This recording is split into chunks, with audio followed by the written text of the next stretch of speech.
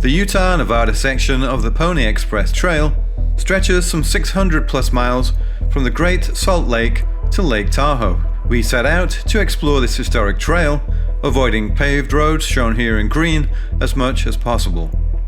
In this first episode, the crew will meet up at the town of Tooele, which is near the Great Salt Lake. We gas up at the Maverick gas station, which is a tradition, travel 30 miles or so of paved road, and get on the first dirt of the Pony Express Trail. We expect to cover about 160 miles of dirt, 190 miles in total, as we encounter wild horses, desert oases, and strangely named towns.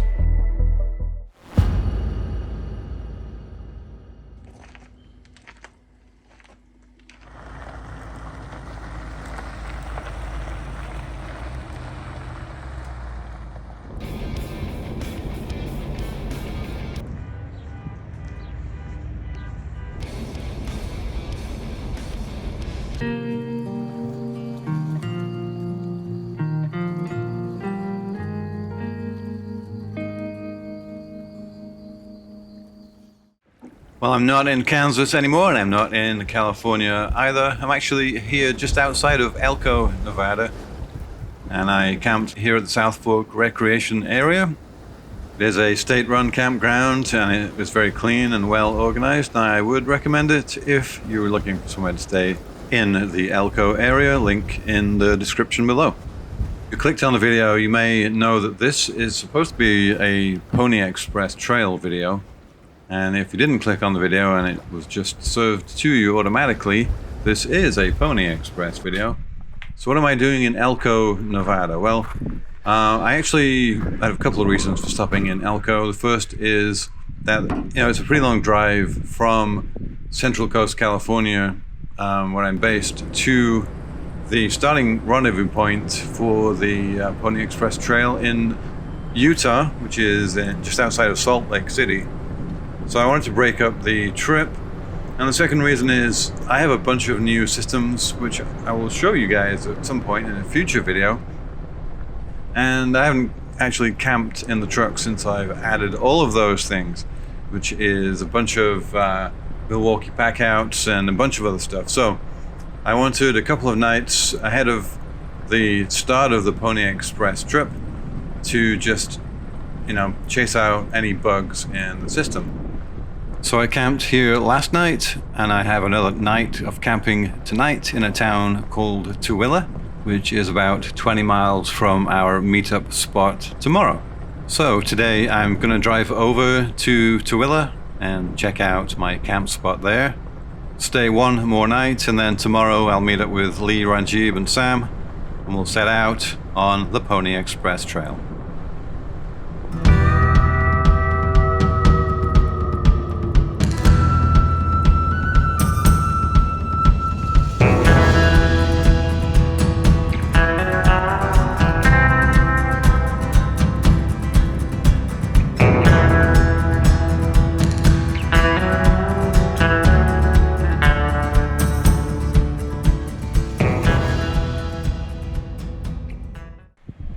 Driving Route 80 east from Elko takes us directly through the Bonneville Salt Flats, which is where they do the land speed records.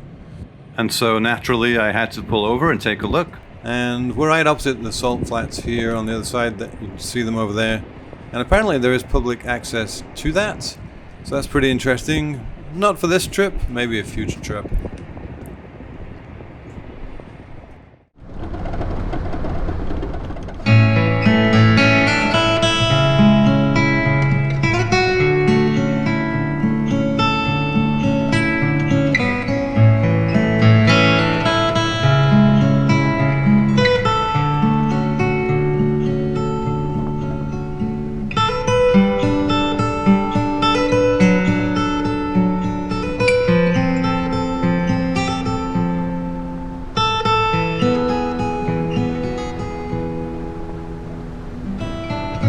Here in Wasatch National Forest, about 20 or 25 miles away, I think, from the rendezvous point tomorrow, where I'm meeting the rest of the crew for the Pony Express proper. Tonight I've booked a US Forest Service campsite up here, and it's called the Loop Campground, and I think this is the start of the eponymous loop.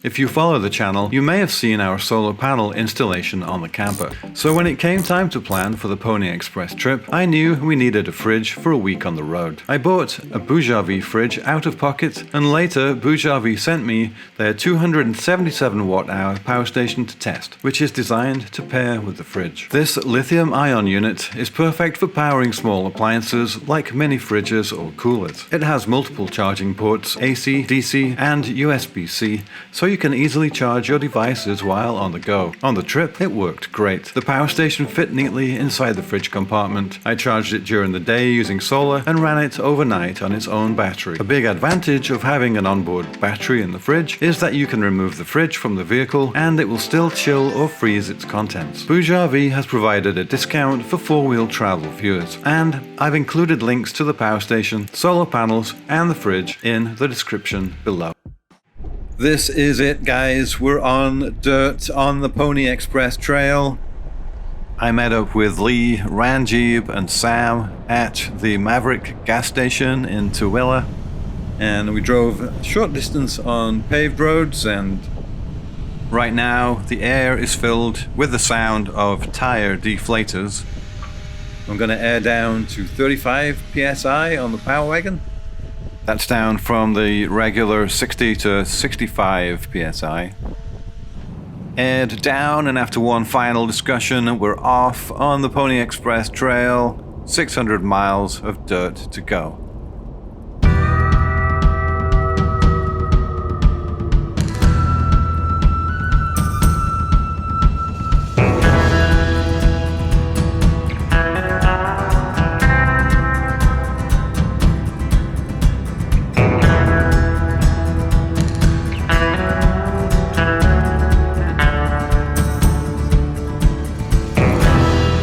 Miles in now on the Pony Express Trail. Initial impressions are that this is a road, not a trail at this point. It's very well maintained, well groomed, and it's wide. Any vehicle can make it on this section of the road. You know, no four-wheel drive needed. That's going to change, I think, as we get further along, especially on the Nevada side. But we're at Lookout Pass now, and there's a structure over here ahead of us that we're going to check out. And this is, I guess, some kind of memorial site and a burial plot for several dogs belonging to a lady named Aunt Libby, who lived here in the latter half of the 19th century and may have smoked a pipe, if I read that correctly. She buried several dogs here alongside 3 human graves. Interesting story.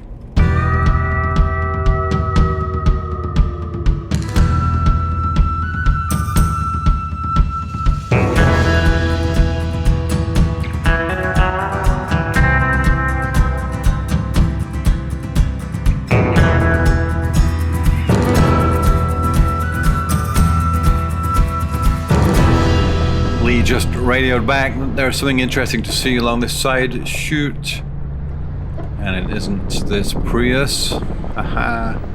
And it isn't the side-by-side ahead of us there. Well, you can see wild horses, and these are the Onaqui wild horses. They're very well known to be living in this area on the Pony Express Trail. And this is actually a managed herd. The horses originally were brought to this area by settlers in the 1800s.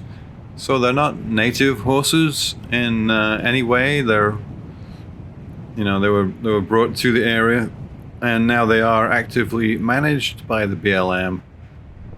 And the numbers are augmented as new members of the herd are released into the wild. under a management program every year. Pretty cool.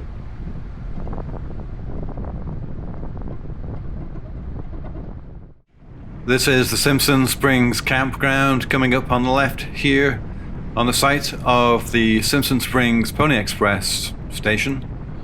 And this is a BLM-operated campground, and you can book this online at recreation.gov. I'll add a link to that in the description for the video. I think it's about $15 per night for an individual vehicle, I believe. But do check that out on the recreation.gov site. Anyway, we're not staying here tonight, just thought we'd check it out. Let's get back on the Pony Express trail.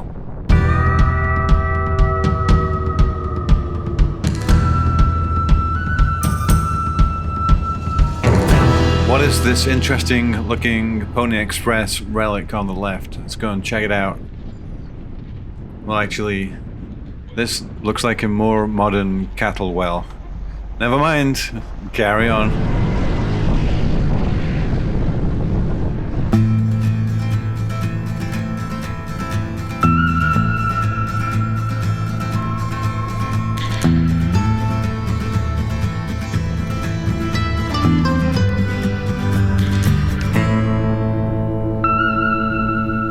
Coming up on the right here is Black Rock Station. So-called for the black basalt rock that is jutting out of the ground right here. And actually there is some debate about whether this was actually the site of a Pony Express station, despite the marker that is on the trail here. At the time of the Pony Express, this was in contended Paiute Indian territory. And I'm cleaning the lens on the camera, not for the first nor the last time on this trip.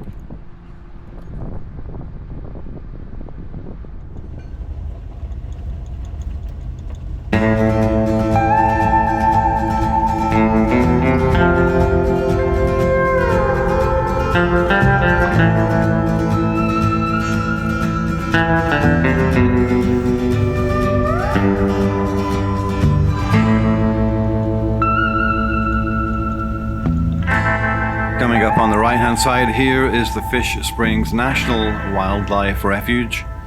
Fish Springs played a part in many historic activities, including being a home and resupplying spot for the nomadic Go-Shoot Indians, and also the resupplying post for the Pony Express, as well as the Central Overland Stage and the Lincoln Highway.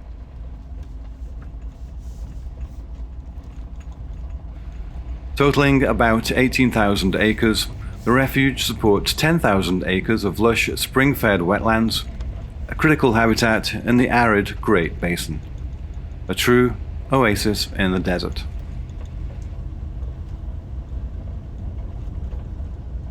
And I will include a link to the website for the refuge in the description below.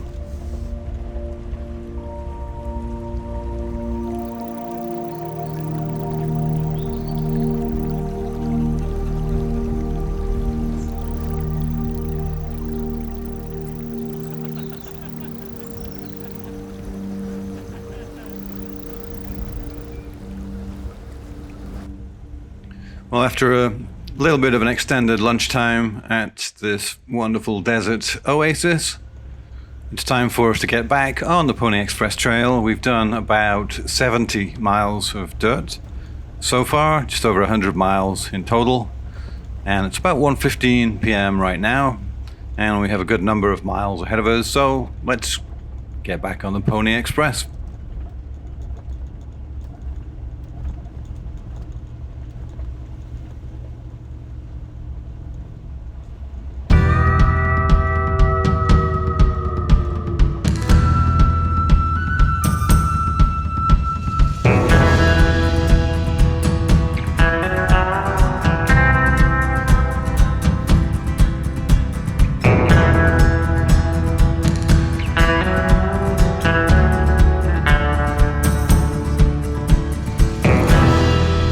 So we've seen something interesting up in the hills. This area has a lot of mining and quarrying, and this entrance could either be sort of a sealed off adit, or it could just be some sort of shelter building.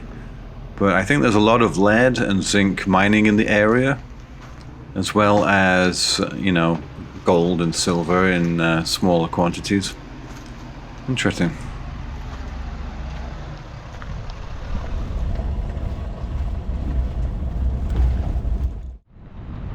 This is Boyd Station.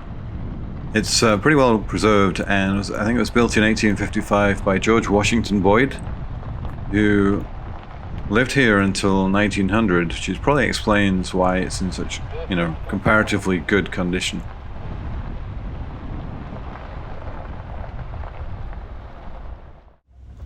I'm using Lee's camera since our main gear skipped this section. We approach Callao, Utah, a small remote settlement in Utah's West Desert sitting at over 4,300 feet near the edge of Snake Valley. Founded in 1860 as a pony express stop known as Willow Springs, by 1895 the name was changed to Callao after a prospector compared the rugged landscapes to the port city of Callao, Peru, spelled the same and pronounced differently. Today, only a couple dozen people live here, their names and homes marked on a hand-painted welcome sign that also serves as a map of the community. There are no paved roads, no gas stations, and no cell service, just an open, semi-arid landscape, fields sustained by natural springs, and the quiet hum of wind through the desert. The town's isolation is striking, but so is its resilience. It remains a living link to the days when riders thundered across the desert, carrying the nation's mail, and generations of ranching families who have called this place home for over a century. It's remote and rugged, not for everyone, but for the right person this could be a little slice of paradise. Back on the GoPro, inside the car for a minute here, has been dusty outside, been constantly trying to clean the lens on the external camera. Hopefully the footage came through reasonably clearly. Despite that, yeah, we're about 100 miles of dirt into the Pony Express Trail now, about 140 miles total distance traveled today from the rendezvous point. And this is the Deep Creek Range that we're approaching here. So we'll see how this goes. So far, though, the road conditions have been great. No four-wheel drive needed, unless you sort of go on to the offshoots. And it's about 2:30 p.m. now. At least a couple more hours on the trail today. Alright, well, we are now on the other side of the Deep Creek Range. Nothing dramatic, actually. Pretty easy going through there. But we have seen this little offshoot track on the right that seems to go up this hill, and there is some interest among the group here to go up that. Let's check it out.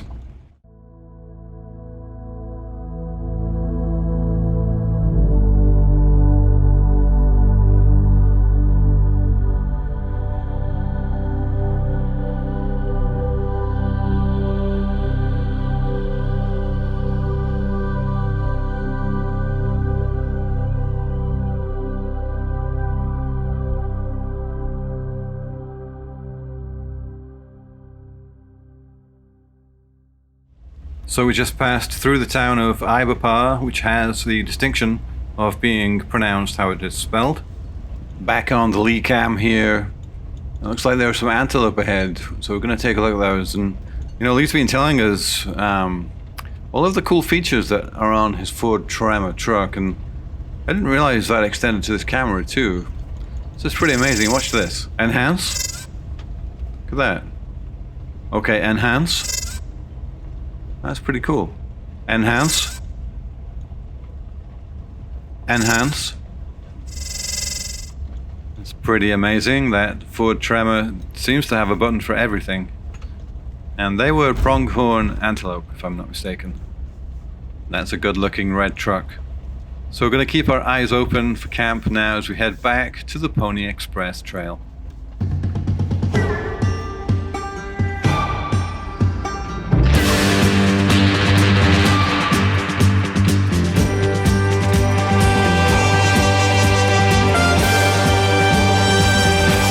Pretty interesting looking at this view through Lee's camera. Let me give you a contrast from the point of view of someone that isn't in the front of the pack. Okay, we're looking through my iPhone now, and I'm currently 4th in line with Lee, Ranjib, and Sam ahead of me. You know, it's been like this for miles. The last few miles of today have been like this, and this dust is pretty diabolical. There are times where your visibility basically goes to zero, and I suspect this could be a sign of what is to come. But we're pretty close now to a potential campsite, so looking forward to that.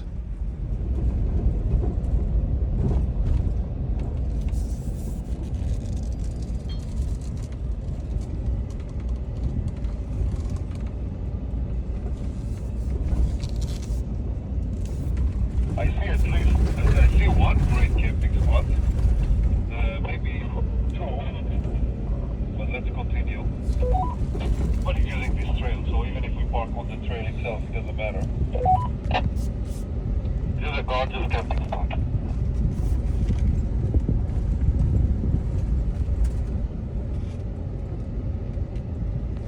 Yeah, just straighten ourselves out, and what do you guys think, Steve, Sam? Indeed, I am a very big fan of this campsite, and that concludes day one of our trek across the Utah-Nevada section of the Pony Express Trail. You know, we covered about 160 miles of dirt today, about 190 miles in total. So we really hope you enjoyed coming along for the trip, and if you did, and if you enjoyed the video, please give us a like. It makes a huge difference to our channel. And a little bird tells me that the upcoming episodes in this series will be even more interesting in terms of the type and variety of terrain that we'll encounter.